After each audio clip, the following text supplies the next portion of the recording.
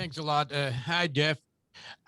With a team like Seattle Saunders, who's the last games is scoring high, and a player like Reed Diaz, do you have a special preparation or a strategy with your defense? Do you talk with the guys for something special? For me as a goalkeeper, communication is key. So with a player like that, it's just making sure you know where he is at all times. You don't want to give him the opportunity to run at your back line. And, he's very clever inside the box. He makes a living inside the box, making smart runs. So just kind of always communicating with my back line because I'll have an eye on him, pretty much consistently throughout the game and making sure that we know where he is at all times so that, there's always a body on him to make his life a little bit more difficult. Paul Danzer. Hey Jeff, good to see you. I'm just curious, how mentally do you keep yourself up and focused the last year and a half, so you'd be ready for this opportunity?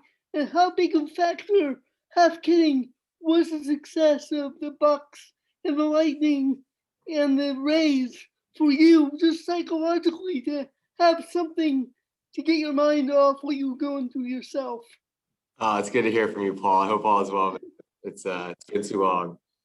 Yeah, it's some good Tampa energy. You take that Tom Brady energy and just bottle it up, and just use it to be ready for the opportunity. But no, seriously, I mean, it's been challenging. There's been ups and downs, but at the end of the day, I knew that if I, stayed the course and kept working hard and making sure that I was right whenever I got the opportunity, that I was going to be ready to step on the field and play if the opportunity presented itself.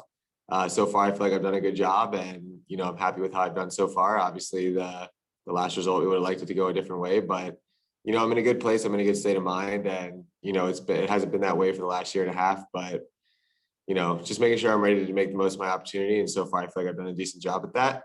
And as far as Tampa sports, it did help me a lot last year. It helped me a whole lot, especially with the pandemic. It gave me something to cheer for. It gave me something to really be excited about at every sport. You got baseball, football, and hockey. So yeah, it really helped me get through the last year, if I'm being completely honest. And we'll go back to Ari. Hey, Jeff, thanks for doing this. So I was just asking Gio about this, but I wanted to get the players' perspective on it. Just your thoughts on having fans in the building for a Timbers Sounders game for the first time in a while, and how much of a difference or a boost do you think that could make for you guys? Yeah, it's huge.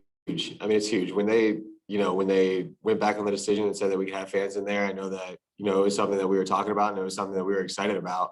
Having the fans in Providence Park is how it should be. And, the environment in Providence Park when the fans are cheering and everything's rocking, as players, it's kind of, it's what you dream about as a kid. It's what you want to be a part of. You want to be a part of rivalry games where the fans are going nuts. And we're very happy. We're, very, very happy that we're going to have fans in attendance. And, just like you said, it does bring that extra energy, because when you're playing in front of an empty stadium, sometimes you gotta find it within yourself. And then, but when you have the fans there cheering the whole time, the energy is just constantly on top of you, especially at Providence Park.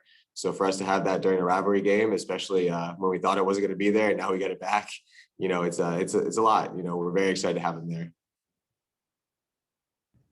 And we'll go back to Paul. Hey Jeff, I'm curious, what kind of feedback did you give Hunter after the Dallas game, and how has he responded to that experience going through that?